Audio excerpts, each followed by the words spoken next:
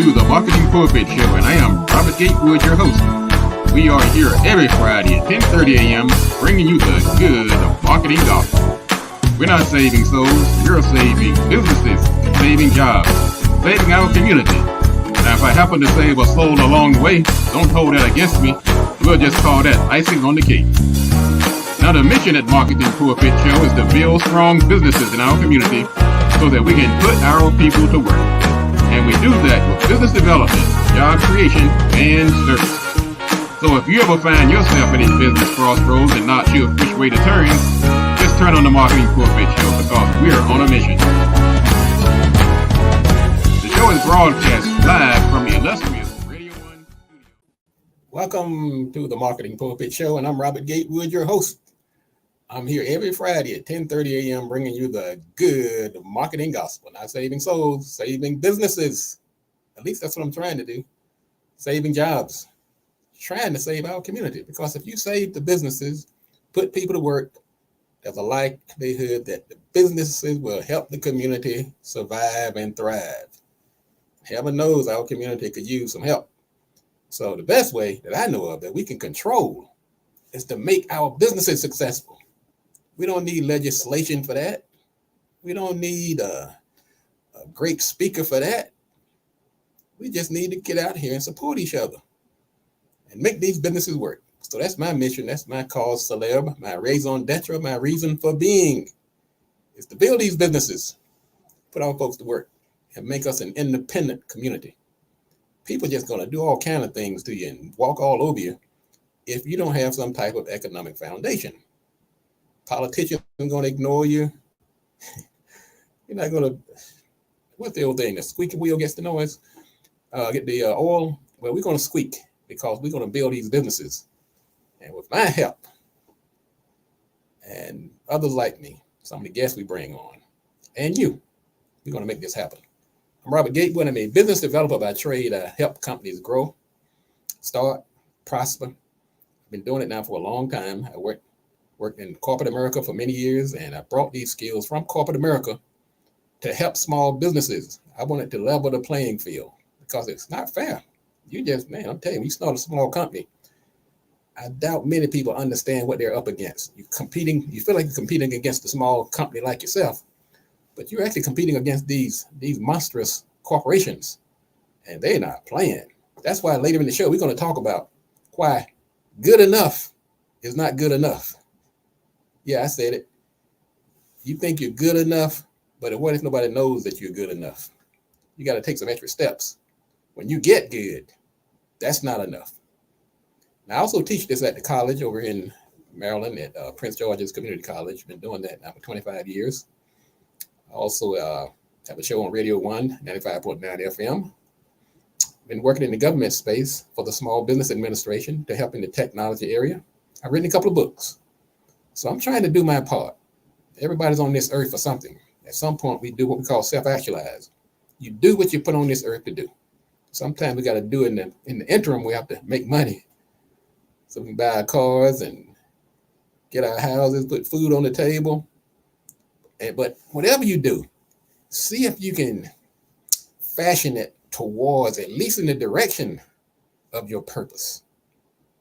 And we try to help you decide what that purpose is on this show. We have a lot going on today. Of course, it's First Friday. We do the First Friday networking event at BLE Executive Suites every first Friday of every month. We've been doing that now for over a year.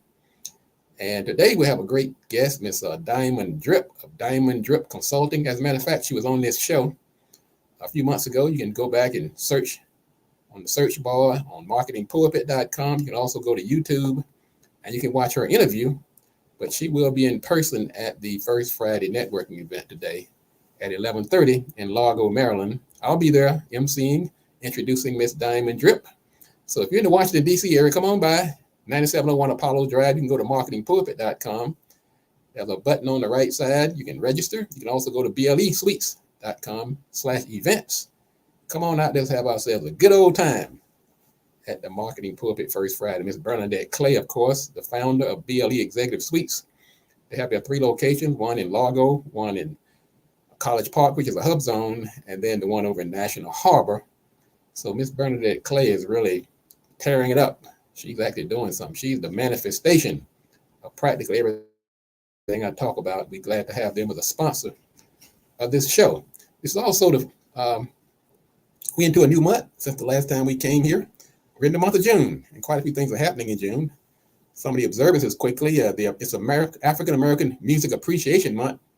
The White House acknowledged it today. They sent out a memo saying that during Black Music Month, we celebrate the Black artists and the creatives whose work has so often been the tidal wave of change, not only by defining the American songbook and culture, but also by capturing our greatest hopes for the future and pushing us to march forward together. That's from the White House. They say our nation has recognized Black Music Month for 45 years, but its legacy stretches back to our country's earliest days when Black music began when enslaved people who were cruelly prohibited from communicating in their native languages found ways to express themselves through music. Okay, White House, that's pretty good observation.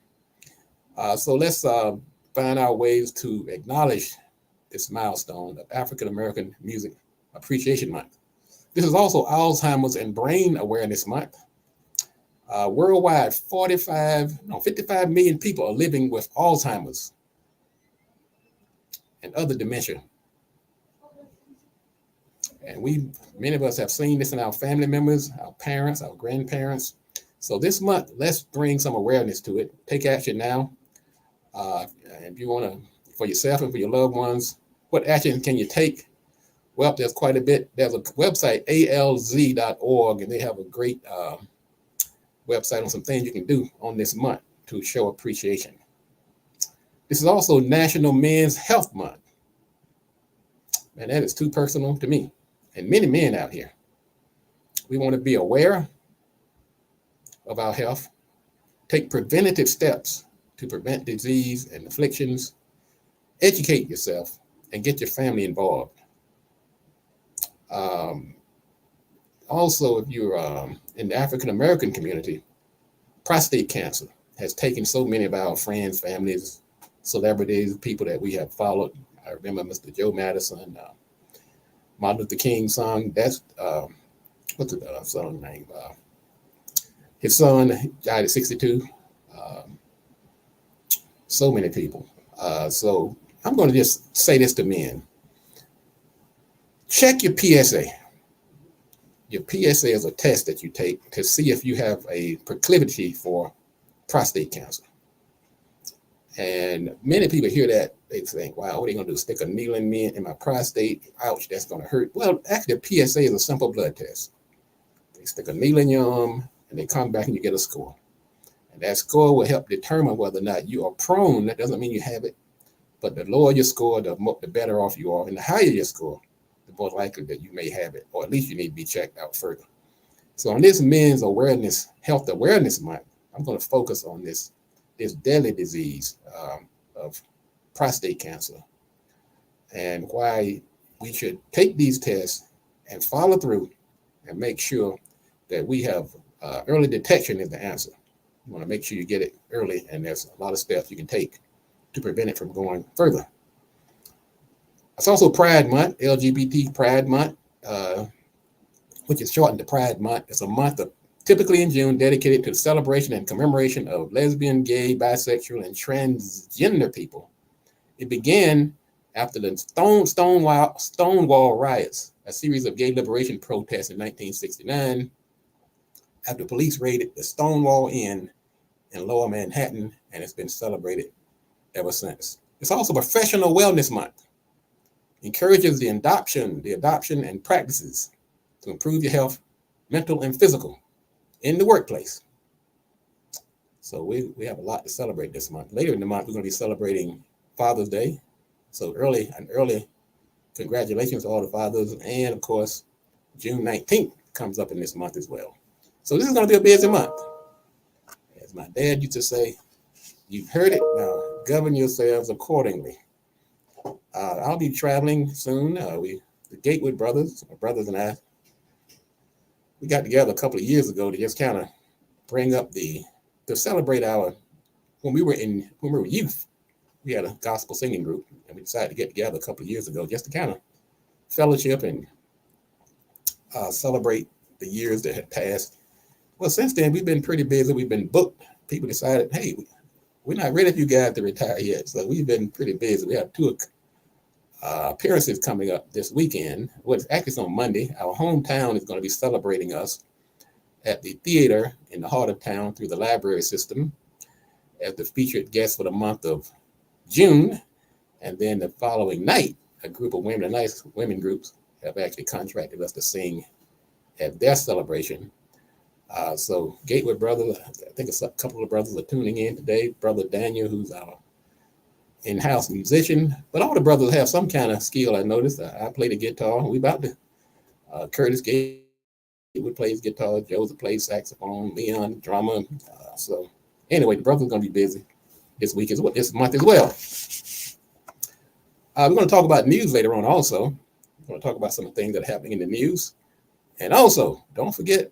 Stay tuned for our marketing sermon today on why good enough is not good enough. Sounds kind of paradoxical, doesn't it? But before we get to that, let's do a quick break. We're going to come back and talk about some of the items in the news. I see Mr. Brother Brown. Thank you for tuning in this morning from Atlanta, Georgia. All right. Mr. Brown saying, let's help each other. You're able to do a FaceTime so I can watch it. Okay, Mr. Brown, let me see what I can do here. So that's, hang on a second. We're going to do a quick break. This is the Marketing Pulpit Show. I'm Robert Gatewood, your host, and welcome to everybody who's tuning in on YouTube, Facebook, LinkedIn, Twitter, and Instagram. And I think that's everybody. So hang on a second. We're going to be back in a minute. This is the Marketing Pulpit. And don't you go anywhere. Hang on.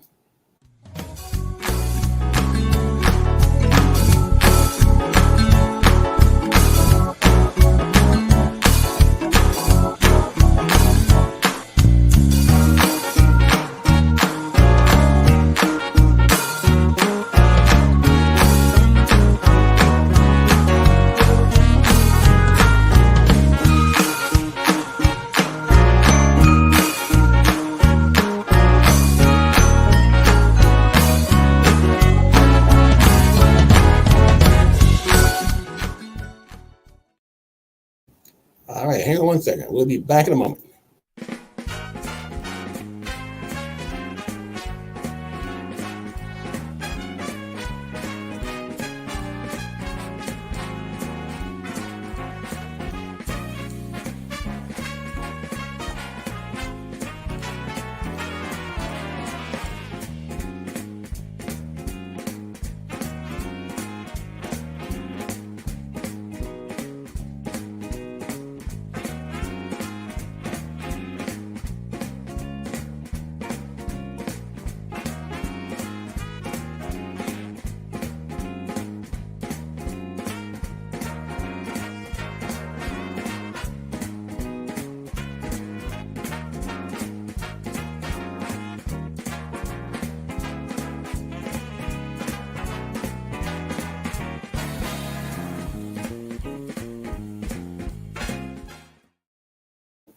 Welcome back. This is the Marketing Pulpit. I'm Robert Gatewood, your host. You can go to marketingpulpit.com and watch the entire show on the homepage of marketingpulpit.com. You can also get us on these various platforms. So if you have a social media platform that you prefer, if you want to do it on Facebook, do it on Twitter, you can do it on YouTube, LinkedIn, and Instagram. We're doing everything we can to make sure this information gets to the people who needs it. Let's talk about a couple of items in the news. Well, here's a warning from the insiders of AI, which is artificial intelligence. They said, it's kind of scary. They said there is considerable risk and that it poses serious risk and even may result in human extinction. That's pretty serious. And these coming from the folks who created it. So they want to warn the public of the potential dangers of AI. I don't think we're going to become extinct by going to ChatGPT to write out a program or a workshop for us. But some of the other things that are taking place that we don't even know about, it is really concerning. So I mean, what do? You stay on top of things and you tune into the Marketing Pulpit Show. And when it's time to ring the bell and head for the border, we'll be the one to let you know. Here's another interesting story. TG Maxx staff is going to start wearing body cams. They're testing it right now. So when you're trying to steal that t-shirt, or I'm not sure this is a good idea. Well, I guess because everything is being filmed anyway, why not get the bird's eye view? When they're going down the aisle following you around now, they'll be also have a camera wearing. Now they're testing this. TGA Maxx, which is also part of Home Goods, they say security workers in certain stores will be wearing cameras as de-escalation strategy to stop shoplifting. And others may soon follow suit.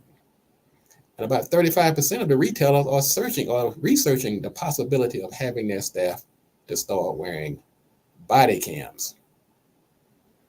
But think about it though, isn't everything being recorded anyway? This is my take on that. Just know, whatever you're doing, whether you're driving in your car, whether you're in the store, at the fast food restaurant, at the stoplight, somebody's recording you. So I'm going to give TJ Maxx at least thumbs up for letting you know that you are going to be recorded. Executive pay has surged again. We keep hearing all this talk about inflation and how times are hard and companies don't want to pay $20 an hour to the employees. Yet, executive pay on these big companies just keeps on going up. Right now, about half of the CEOs make 196 times what the median employee makes at their company. That's even up from last year when it was 185 times, and we thought that was quite a bit. I think it's working its way towards 200 times and probably even more. I think some of it just plain old greed, really. I think it's a affront to the American worker. I have no problem with somebody getting a nice paycheck, particularly if they came up with a really life-changing invention or some type of device or concept, but nobody gets this by yourself. Your staff helps you. Society helps you. People pick up ideas out of the atmosphere. You need to put some of that back into the workers. So executives, the medium CEO compensation shot up to about 16 million last year. That's a lot of cheddar. They've got to be really, really, I don't know if anybody's that smart. I'm just going to tell you. But like I said, I'm not against, if you come up with a good idea, you go out here and make a lot of money, you should be compensated. But just know you didn't do it alone. Your customers, your stakeholders played a role. And the stakeholders should share in the rewards, whether it's the staff, your customers, of course, your investors, the community. Anyway, we got to do better, folks. I don't know if you've been watching Nvidia stock. They're in the AI industry and making these chips.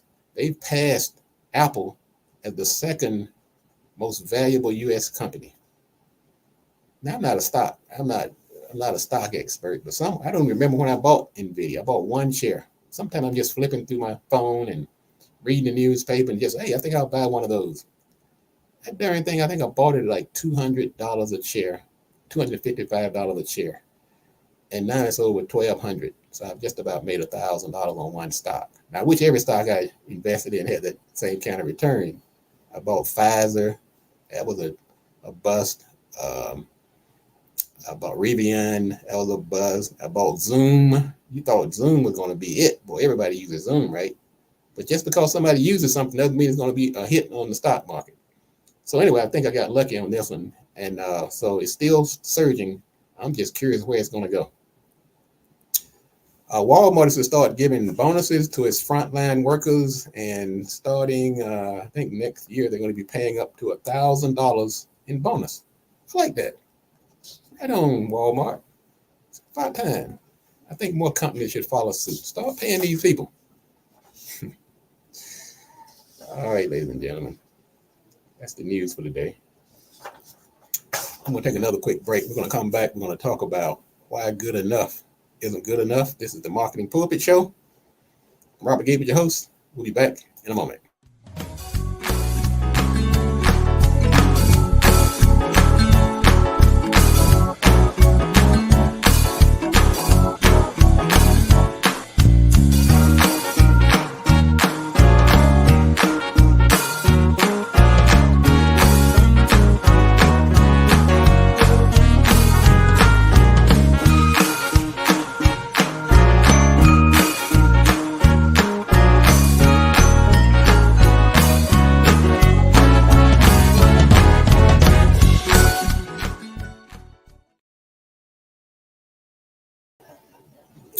All right, we're back. This is the Marketing Pulpit Show. I'm Robert Gatewood, your host. I'm here every Friday at 10:30 a.m. bringing you the good marketing gospel.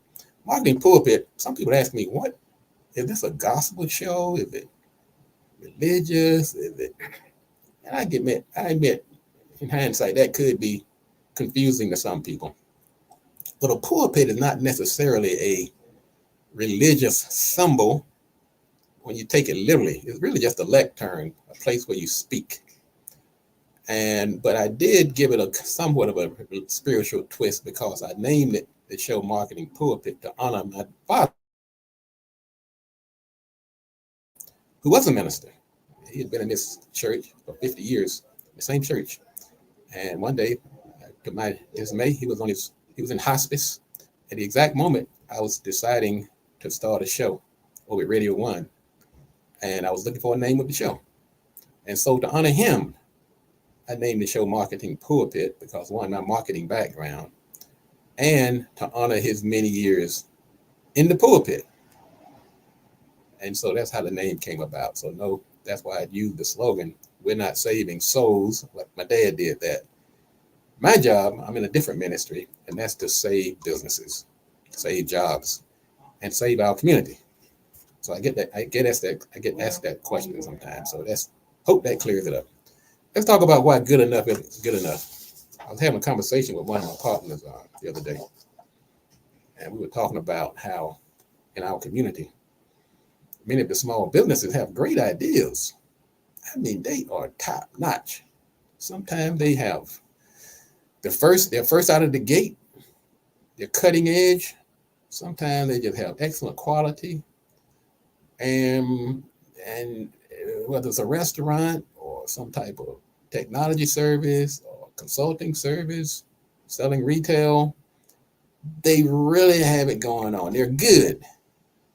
They're really good. But to succeed in business, good and good enough is not good enough. I said it. You can make the best pie in the world. You can style clothes to beat the band.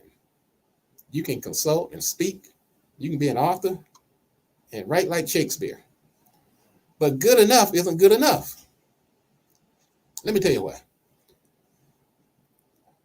First of all, if you have this great service, and sometimes we get a little beside ourselves. When people start a company, the first thing that starting a business does, it humbles you. You throw up your little shingle and sit there and wait all the folks to break down the door to get in. And by the time you work through your family, grandma and little man and the kids and your fraternities and your church members, that's going to last about a week or two. Then they want to get on back to their life. Now you out there with this company, you've spent all this rent to set up and got inventory. So being good is just not good enough. So what you have to do, you have to let people know. It does you no good to have a good service if nobody knows about it. So that's why you have to engage in marketing and branding effort. Marketing and branding. Branding keeps your name out there, just like you see McDonald's advertising all the time. Why does McDonald's have to advertise? Well, they're hearing the footsteps of Burger King and Wendy's and Subway. And you better hear a few footsteps too. And if you haven't started, you don't even have footsteps. You're just working in a vacuum that nobody knows about. So being good alone is not going to make you successful. Hate to break it to you. And then there's the competition. They're coming. Many small companies just don't do the research. They don't realize there's a company just like them, sometime in the same building, sometime on the same floor. And you have to have what we call a USP, not UPS, USP, unique selling position. What is it that makes you different? Being good alone is not good enough. I can be the best marketer in the world, but unless Gatewood has some type of unique selling position, something that makes him stand out from the crowd, then people are just going to say, look, I'm going to try somebody else, or maybe a lower price, or closer, or relative. But when you come to Gatewood, you're going to get the best service, professional service. Somebody who's nice and warm, doesn't mind talking to you, and strives for excellence. So being good is not good enough. You have to build that brand credibility. I'm going to talk about branding quite a bit because that's really kind of sums up this issue in a nutshell. You're good, but does anybody know it? You have to get your business to a point where people are willing to pay more for you and your services simply because you are better. And you can speak directly and relate directly to those clients and potential clients. And customer expectations dictate that you are better than just good enough. Being good is not good enough for most customers. You can get good anywhere. You can go through the phone book and find good. But do you go above and beyond? I have this, I've been trying to sneak and retire. Not really retire, because once you're in business, I'm telling you, it's almost impossible to retire.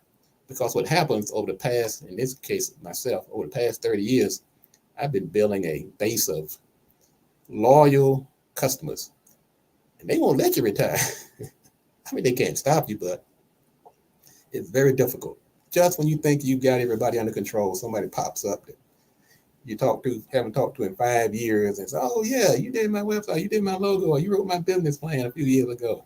I'm at another level now. I just got about to go into a box store. I need to set up some type of overseas distribution or something. And you got all the knowledge in your head, or so I say, okay, this one, I'm gonna do this one, then I'm gonna go back and sit on the beach with my flowery shirt and rum punch in my hand.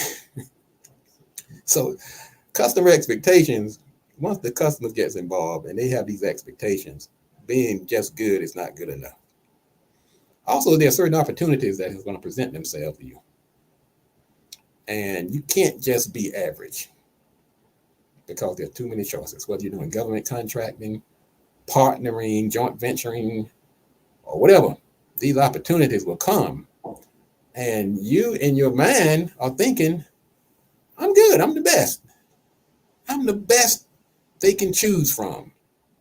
But being good is not good enough. You have to represent. You have to have the brand. You have to look like you're successful and have the potential to exceeding excel. You can't just be handing out raggedy looking business cards that you printed yourself or send them to a website that your 15-year-old created on some account. You can be good, but being good is not enough if you're misrepresenting your actual capabilities. Also, you have employees. They're watching. They're looking at you. They say, look, okay, you write me a check every month, but look, everything else looks a little ragged. They're saying, look, good enough is not good enough. We have to excel. So you have to get them involved, engage them, talk to them, get feedback from them, reward them for excellence.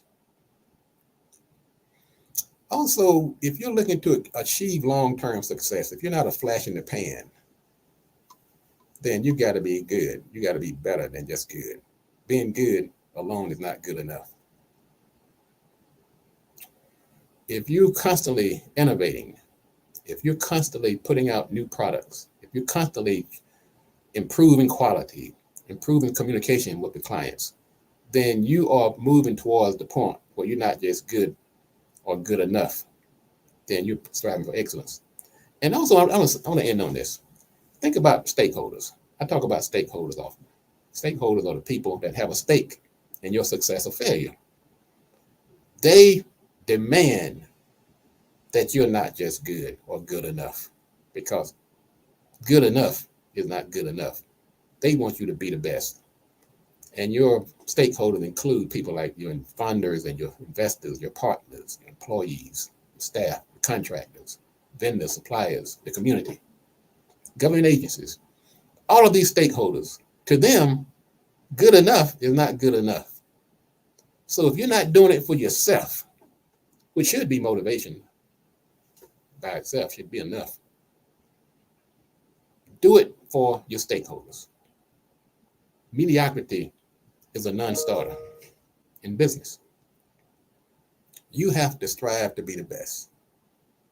Because, as I've said, I'm going to say it again, good enough is not good enough, particularly if nobody knows about it. All right, ladies and gentlemen, that's going to wrap it up for today. This is the Marketing Pulpit Show. I'm going to get ready to go down to the First Friday networking event with Miss Bernadette Clay and company. Great company, great organization.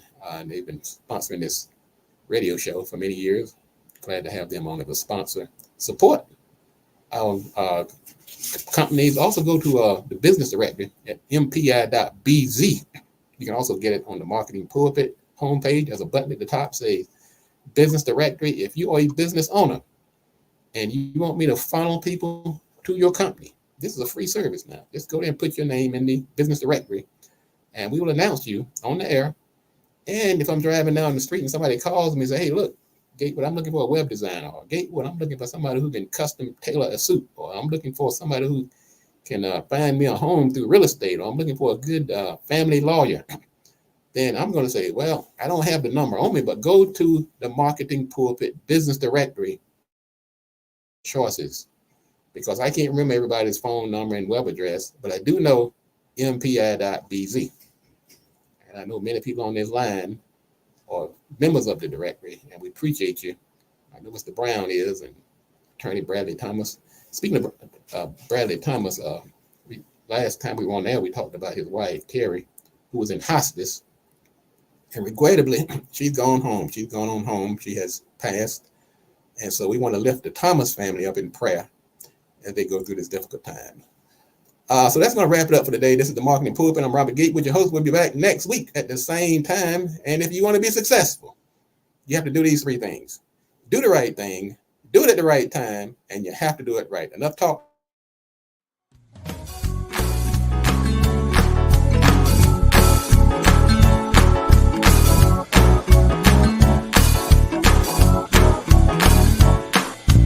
One cup of greens per day will lower your risk of dying from heart attack or stroke by 30%. Hallelujah.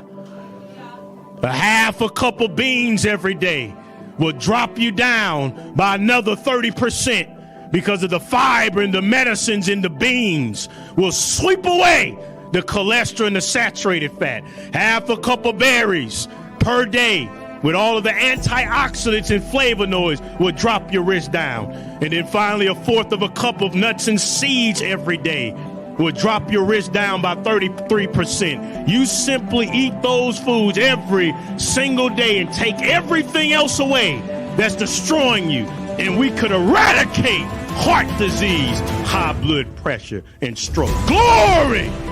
Hallelujah. Register today and get ready for your health revolution.